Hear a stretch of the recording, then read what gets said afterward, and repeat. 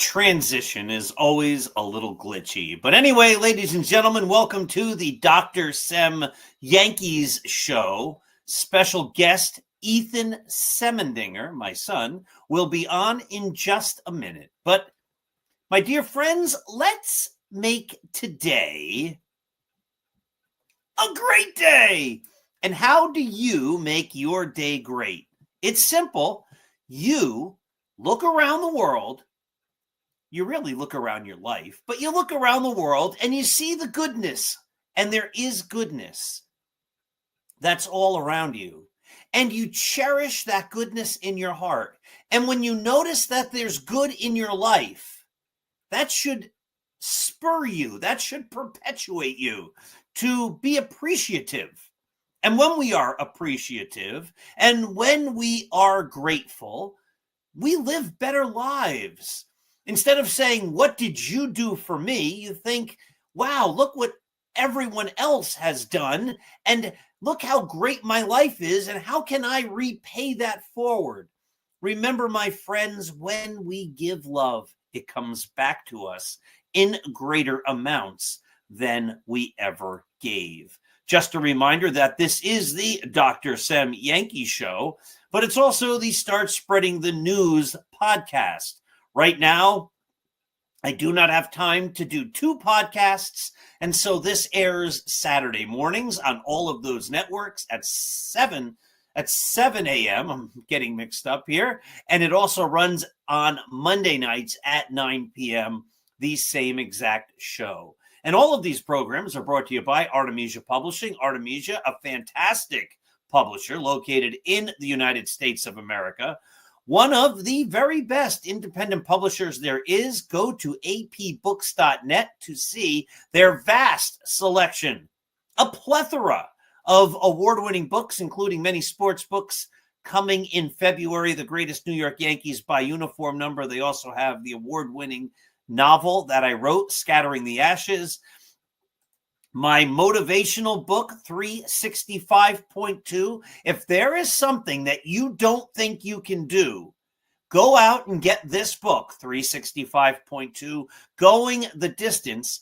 After reading that, you'll believe and know that you can do anything. Also, Roy White's wonderful autobiography that I wrote with him, From Compton to the Bronx, the award-winning The Least Among Them. And just one other note, Scattering the Ashes is also available as an audiobook, as is The Least Among Them.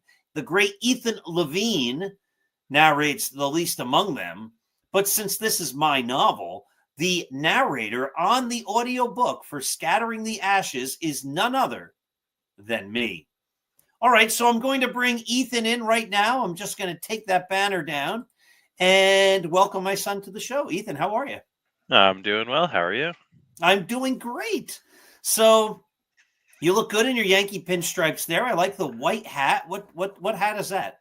It's a Vineyard Vines hat. I got this at what is that outlet mall down near the Jersey Shore? I think the Jersey Shore Premium Outlets. Yes.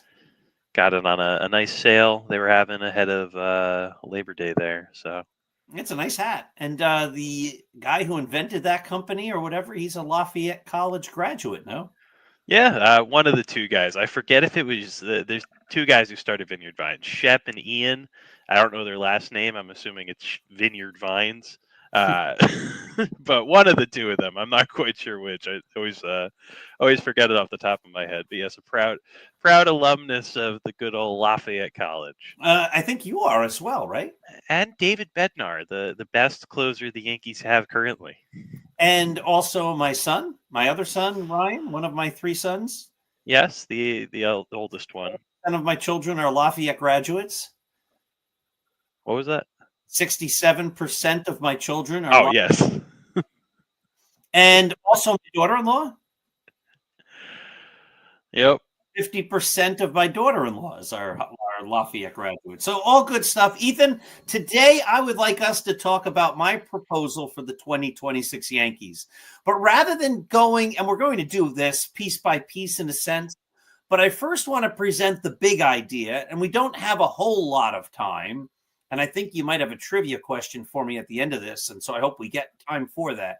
So I'm going to present the initial argument, and then you can tell me if it's realistic or not, because I'll go into this saying it's not realistic, not the way the Yankees operate.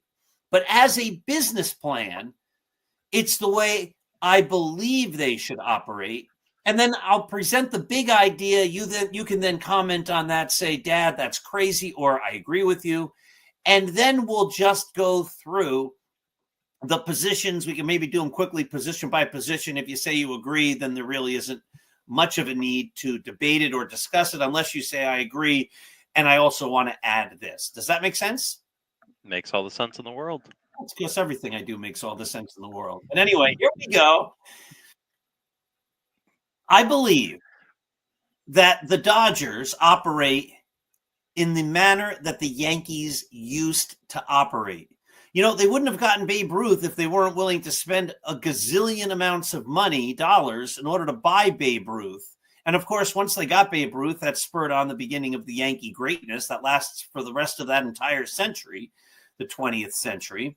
But they didn't just get Babe Ruth from the Red Sox. Anytime the Red Sox needed money, the Yankees unapologetically went out and got every great Red Sox player, the ones who had been part of the dominant Red Sox teams of the 19 teens, and they brought them to the Yankees and made the Yankees the great team of the 1920s. Then they spent gazillions of dollars to get Joe DiMaggio. They spent money to get Tony Lazzari. In the 50s, the Yankees went out and they unapologetically went to the St. Louis Browns or the Baltimore Orioles, who they became, and the Kansas City Athletics, and they said, we want that guy, that guy, that guy, that guy, and that guy. They didn't apologize for raiding those clubs of all their best players. They said, we want the best players, and our objective is to win, period. And then they went through a period, obviously, in the late 60s, mid to late 60s into the 70s, where they weren't that good. George Steinbrenner buys the team. Free agency dawns, and George Steinbrenner unapologetically says, I own the Yankees. We have the deepest pockets. We're the richest team in baseball. And so Catfish Hunter's available? No, not anymore. He's a Yankee. Oh, Reggie's available? No, not anymore. He's a Yankee. Oh, Rich Gossage is available? Nope, not anymore. He's a Yankee. Don Gullett? We'll grab him. Andy Messersmith? We'll grab him. And he had a singular purpose of putting the greatest team possible on the field, did not apologize for any of that, as the Yankees never did. They said, our objective is to win it all. They then follow that same model in the 90s and into the 2000s. Sometimes it works, sometimes it doesn't work, but the objective, clearly, without any remorse, was we are going to use our vast resources of wealth and talent to make these trades, like in the 50s with the Kansas City A's, and even into the 90s when they traded David Wells for Roger Clemens, and they traded 3 up-and-coming pitchers for David Cohn, and they traded Eric Milton for Chuck Knobloch. It was, no, we don't care what everybody else is doing. We're the Yankees. We want to win. And so my first argument, which you can now comment on, is the Yankees no longer operate like that. They seem ashamed and embarrassed of their wealth and their riches. And instead of going with a singular mission, like the Dodgers do, and say, we don't care that you're going to think that we're putting out the best team that money can buy. We don't see that as a negative. We see it as a positive, but they don't do that anymore. And instead of going big, they go kind of big. And they always leave things unanswered when the season starts. They always leave question marks. And because they refuse to go all in, I'm not saying they don't spend money. They do. But because they don't go all in, they end up with a team that's weaker than it could be or should be. What do you think? I completely agree. Right. And I know we would expect this. I've written similar ideas and similar ways of saying the same thing. The Yankees do a really good job of spending money. They don't do a really good job spending that money effectively.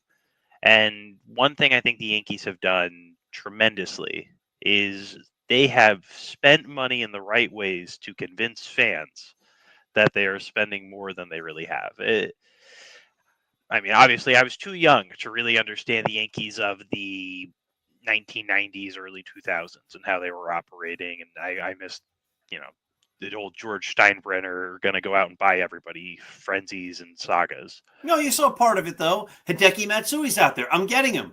This was before your time. Hideki Arabu's out there. I'm getting him. El Duque's available. I'm getting him. Jose Contreras. I'm getting him. Jason Giambi. He's better than Tino. We're getting him. A-Rod. Yeah, we'll get him. Yeah, there were evidence of what had been happening in the past, and you can look to 2009, and that's the argument that every Yankee fan brings up nowadays is, well, they did spend big. Look, they got Sabathia and Burnett and Teixeira.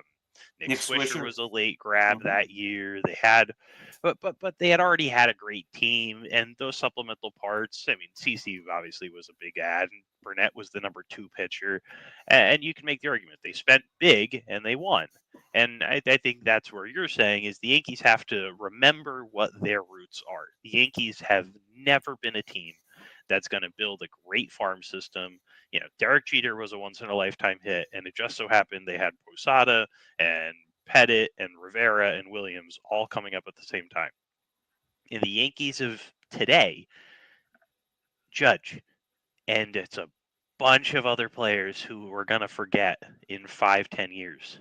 If you look, and I've written this a bajillion times, if you look at the Yankees' top 10 prospects, top 30 prospects from 2012, 2013, 2014, 2015, you look at any of these lists, it's Aaron Judge and Ian Clarkin and Giovanni Gallegos and Blake Rutherford and Eric Jaglio. I mean, all players who had all the potential in the world. I remember you and I were talking when Jaglio became a prospect. We're like, this guy's going to be great. King Jaglio. It's a great reference to Central Park and the statues there, and this is going to be so much fun. And I don't even think he made it past AA. I don't think most people would even have heard the name if they're listening to this, would have recognized that. So the Yankees do a great job of spending money. They don't do a great job of developing players, and they don't do a great job spending that money effectively. And I think what you're arguing is don't try to spend it effectively. Just spend it and spend it and spend it, because that's the true Yankee spirit. They're not trying to be the Moneyball A's. They're not trying to be a team that's, middle of the pack with budget, like the Milwaukee Brewers, who can get 1 or 2 or 3 nice pieces and have those guys around for a few years. Now, the Yankees should go all in, spend every single dollar. I mean, look, what's the Dodgers payroll this year? It's ungodly. And the Dodgers, I think, have bigger revenue than the Yankees this year. I just saw something on that. I could be wrong, but the Dodgers spend a ton of money, and they're making more money too. And you got to spend in order to make it. Yeah, and think about the Ohtani contract. His contract is astronomical, but they're only getting hit with a $2 million cap hit, and I forget exactly how that works. But they're spending another $68 million on top of that as a signing bonus, and some of it's deferred and all that. Whatever it is, it's obviously they are willing to spend the money, and it's large amounts of money, and the Dodgers are not silly enough to have a bunch of people in their accounting departments who are going to say, this is too much money, we're never going to make it back. They obviously know the money's going to come back to them. Yes. So here's my argument. The Yankees want to play nicely with the other owners. They don't want to be seen as the evil empire. George Steinbrenner embraced that. When they got Jose Contreras, the Red Sox then called the Yankees the evil empire. So what then happened? The Yankees started playing the Death Star music, or whatever it's called, from Star Wars. Dun, dun, dun, dun, dun, dun, dun, dun, dun. They were. You want to call us the evil empire? Okay, yeah, we are. You know why? Because we are going to win. If there's a great player out there, we're getting him. You're not.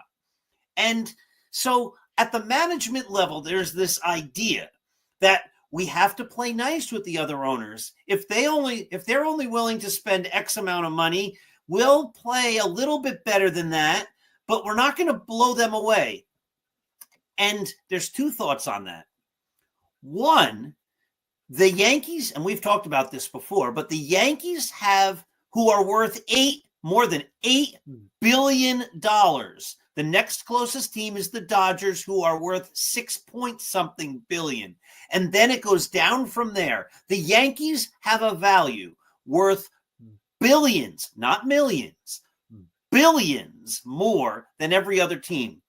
And so the Yankees want to play nicely. Well, we don't want to spend too much more than you, even though they can.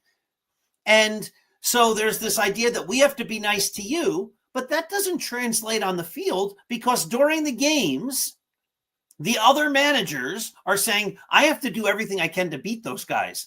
They don't go, well, the Yankees didn't go out and get 5 superstars this winter like they could have, so we should only play scrubs against them to repay them for not putting the best team out there. They go, no, we're going to beat them. In fact, every team says, oh, we get up bigger. When we play the Yankees, it's a big deal. We fill our stadiums. We really want to win those games against the Yankees, so we play even harder. So on the field and in the front office, they're not going, well, maybe we shouldn't get those players because the Yankees also didn't. They go, no, the Yankees didn't get them. We're getting them. And we're going to have that guy in our team so he can beat the Yankees. And so you have the ownership saying, well, we don't really want to try hard, or we try hard, but not all the way because we want to be friendly with the other owners. And then in the games, they're saying, we want to beat you. And the two don't mix. And then the second part of that, since the Yankees are unwilling to spend from their deepest pockets, their one strength, that's their superpower, and they refuse to use it, they have now convinced the fans that, well, it would be nice to get player X, but that would really impact our payroll. And they have they have hoodwinked their own fans into thinking that the Yankees need to operate within a budget that's similar to the other major league teams. What do you think? 100%. Yeah, it's baffling. I want to know what the Yankees' budget to do this like psychological trick on all of us has been, and I'm a victim to it too in the last 5-6 years. Every article that I write about, well, we got to think about how much money this guy's going to be making this year when we're thinking about a trade, and that's me trying to be realistic into the Yankees framework, right? I'm with you. I want the Yankees to spend every dollar they have every single year because they will get it back tenfold. We've discussed this countless times. You used to have a season ticket package. The Yankees then said they have a budget. You canceled your season ticket package and said, so do I, right? And so many Yankee fans I know and I've talked to are the same way. If the Yankees are going to operate within a budget, I have to consider my own budget, and my budget doesn't stretch to like an $8 billion net worth like the Yankees have. The Yankees have the money. They have the funds. Go out and spend it. And when you're if you're running a sports franchise, this isn't the Milwaukee Brewers or the Philadelphia Phillies even, or the Pittsburgh Pirates or the Florida Marlins or Texas Rangers or whatever. This is the Yankees. And when you're going into a season without using your superpower, your tremendous wealth, the one thing you have that nobody else has, you're tying your own hands behind your back. You're making your team purposefully weaker because you want to try to play nicely with everybody. When I was in the early 1980s, every player, it seemed, for a period wanted to play on the San Diego Padres. Now, did the Padres outbid everybody? No. Everybody said San Diego is the best place to live and they have the best climate. Did San Diego say, I know we have the best place to play and we have the best climate, but that's not really fair to New York. Why would somebody want to? It wouldn't be fair to make them want to play in San Diego when we're so much nicer than New York. Would you rather sit in smog and traffic and all of what New York is? And of course, I love New York. Or would you rather be in sunny San Diego? Would you rather have cold winters and rainy days? Or would you rather be in sunny San Diego? The Yankees say, well, we don't want to use our strength.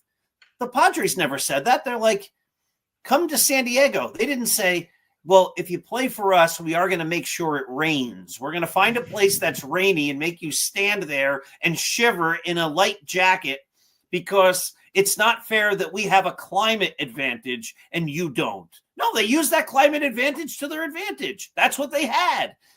And the Yankees' advantage is their money. And it's time that they pull out all the stops, because this nonsense of we're working within a budget and we're going to promote kids from within. Since 2001, they've won one World Series. That's an abysmal record. It might be a nice record if you're the California Angels. It wouldn't even be a good enough record for the St. Louis Cardinals, but it's definitely not a good enough record when you're the Yankees. Thoughts? And one guy has watched that entire 10-year run, and that's Brian Cashman. And I've made this point again. Yeah, Brian Cashman is the secret Steinbrenner child. And I think it's until he wants to retire that he'll still be a Yankee general manager. I think there's a pipe dream that he ends up going to do something else, but it will be within the organization as a higher up, and he's still going to have his say into what's going on and what's, what are the day-to-day moves and operations and deals. I think that's going to be the biggest hurdle to get out of this latest trend. But at a point, you have to notice what's happening. You have to see the trends. And Brian Cashman has not been a good enough general manager during the era where being cap conscious, being aware of the amount of money you're spending, being aware of the league and how they're trying to put a luxury tax, and if you're above it for 3 years, it's this much percentage. Again, the fans shouldn't care. The fact that I even am aware of the fact that this is a thing means that the Yankees have beaten me over the head with it, with like a lead pipe, because I shouldn't be aware of the fact that, if they spend an extra $5 this year, they're going to actually have to spend another $6 to the, just $1 goes to the Pirates and $2 goes to the Tampa Bay Rays. With Cashman in, he has just not been an effective general manager at making the right moves and bringing in the right people and ignoring that. And like you're saying, I think there's a atmosphere, there's an emotion with it where the Yankees are afraid to go all in and be that evil empire, be the team that makes those moves. I mean, just last offseason, Yoshinobu Yamamoto was available. The Yankees did not make even the best offer with money. They didn't offer the most amount of years. They didn't offer the most amount of money. He obviously went to the Dodgers, who offered the most amount of years and the most amount of money. The Yankees made a fine offer, but they weren't close. And that has happened time and time. It happened with Soto. And they make a good enough offer. Machado. I could never imagine putting that much money up on the table. My gosh. Yeah, here's $300 million. You want it? I can't imagine saying no to that unless someone on the other hand is saying, here's $325. Yeah, I'm taking that. Correct. It makes no sense for the Yankees to hurt themselves by not using the one advantage they have, which is they have the deepest pockets. And yet, when a guy, and listen, again, I will say this until I'm blue in the face, I was thrilled, 100% thrilled, enthused, excited when the Yankees got Giancarlo Stanton. But because I thought this was them in 2017 saying it's been too long since we've been in the World Series. We're going to go a different way, and if there's a superstar out there, we're going to get him. And to me, it signaled the Yankees going back to the old way. And then I said, and next year we're getting Harper.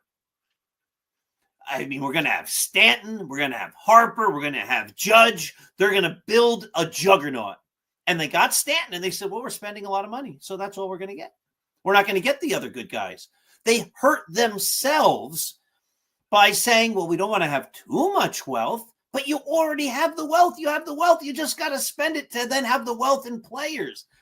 And what the Yankees, so here's one idea in my plan. And Ethan, we spent so much time just on this that we're not going to have a whole lot of time to get into the plan. So maybe next week or so. Now you're saying, oh, I thought I was only on one once. Now I got to do this next 2 weeks in a row. Oh, hey, Dad, you tricked me. But I didn't, that we just got talking. But the Yankees have used Giancarlo Stanton's contract as a reason to not get other players. And then they're like everybody when I mentioned for the last couple of years, well, they need to get rid of Stanton because he's not helping the team anymore. They go, well, you can't get rid of him. He has got a no trade clause. Okay, release him. Well, the Yankees aren't going to release him. It costs too much money. No. That's where everybody's missing it. That's the point. The Yankees can make bad signings and then fix it by saying, oh, Mr. Stanton, you're gone. That's my phone. But I'll just, I can't quite grab it over. So it'll just keep ringing in the background. I'm sorry. You talk for a second and then the phone will stop talking. But the Yankees, what they should do is just release him and pay him. Done. You go. Yeah, it baffles me, the Yankees. I mean, we saw it. They finally admitted it with DJ LeMahieu this year. Off the top of my head, I can't remember who they did it. They did it with A-Rod. They got rid of him. They eventually did it with Ellsbury, but they carried them for years and used their contracts as years not to get the next guy. DJ LeMahieu was tired at that point. Everyone had called for him to be let go, and they just wouldn't do it. I'm coming, I think, from a place of, and I agree with you. I love Stanton. When he came, we have the Kit Kat thing. He hits a home run. We're watching it together. One of us is running to CVS as fast as we can to buy a Kit Kat because it's fun. We want to celebrate, the good moments and the fun moments and make memories. But I don't want to see Giancarlo Stanton's legacy in New York go down the Ellsbury, go down the LeMahieu, go down the A-Rod pipeline where they're just too expensive to 99% of the fans who think this way, and then fans get upset, and then they're releasing him, and now he gets forgotten, right? And his legacy goes down poorly. The Yankees should just acknowledge the fact of the matter. In every single sport, you can trade an albatross contract. You can get rid of a guy, and the money doesn't matter. This happens in hockey all the time, and that's a league where people make a lot of money and there's very little space available. And yet teams somehow find a way to get rid of costly players. The Yankees, in a league with no salary cap, should be able to acknowledge this, freely trade for these guys to get in better talent, right? We'll take the bad contract, release the player, and take your better player for him. That type of deal should be so common. It should be like the first thought in every Yankee fan's head. Oh, we need to get rid of this guy. We'll take your good player too. And then release him. And I think players would love that too. They would. And then people would actually want to play for the Yankees again. Yeah. Oh, the Yankees are going to trade for me. I get another free agency where I can pick wherever I want to live and every team's interested because I'm making minimum salary. Yeah, that sounds great to me. And what the Yankees now I can go to San Diego and enjoy the weather. What the Yankees need to do is when a player is proven to be past his prime, they go, yeah, I know. For another team, that $27 million contract would be an albatross. But we're the Yankees. Mr. Stanton, love you. Thanks anyway. You're DFA'd. If another team wants to pay the rest of your salary, and that's fine. But we're not going to be tied down to your contract and make our team worse because you're not good. Sorry, Mr. LeMahieu. I know we made a bad deal with you. We're still going to give you your money, but you're not going to be on our roster anymore. Sorry, that's just the way it is. We don't have to be held down by bad contracts. Other teams do. We don't. We're the Yankees. We'll get to the specifics next week, but Eth, you had a quiz for me, so I can't let it go without you at least throwing it out there. Okay. I was going to do the Yankees, who were Yankees, Dodgers, and Blue Jays only in their career, but there are none. So I picked for lack of time, we'll just do the top 3 batters. This way, if we need more time next week, we'll talk pitchers. Top 3 batters who were Yankees, Blue Jays, and Dodgers in their careers. Do I get any hints? One of them is very, very easy. One of them is very, very obvious. Is it Ricky? It's Ricky, yes. All right. Ricky Henderson, we're going by WAR with the Yankees, just to be clear. So Ricky Henderson had the highest WAR while with the Yankees, who also played on the other 2 teams. The next player... Is it John Olerud? No, John. He was never. I don't think he was ever a Dodger. He was never a Dodger, no. Okay. The next player, we were actually talking about this player the other day, when you first mentioned your plan to me, talking about center fielders that the Yankees have had over the years. This guy was a great signing, very short amount of time in the pinstripes. Would have never known he was even a Blue Jay and a Dodger, got to be honest. That was a great Yankee. What year was he a 2010 to Yankee? 2013. So His Yankee career ended in 2013? Yes. 2010. Curtis Granderson? Yes. Curtis Granderson. I don't remember him being a Dodger or a Blue Jay either. He played 104 games with the Dodgers and 36 games with the Blue Jays. So. Wow. And all right, last one. Last one. This guy was a catcher. Came, I believe he came from the Blue Jays. Is it Rick Cerrone? It is not. All right. Actually, sorry. Russell Martin. Yep, I'm thinking about it backwards. Came from the Dodgers, Yankees, and ended his career with the Blue Jays. Well, a couple stints in between. Yeah, the top three players with their Yankee tenure who also happen to be Blue Jays and Dodgers. Ricky Henderson, Curtis Granderson, and Russell Martin. Wow, who's the fourth? Fourth would be the only other two really notable guys. Let's see if I can get them. We have a minute. A B WAR over one. Oh, jeez. Yeah, one guy, I believe he's known better as a Blue Jay. Nope, again, Dodger. Spent a long time with the Dodgers, was a Yankee for 2002 and 2003. Middle right fielder. Raul Mondesi? Raul Mondesi. Yeah. That's a good poll. The last guy was a Yankee for 1996 and 1997. It was not really remembered for his play, but for something that he said. Oh.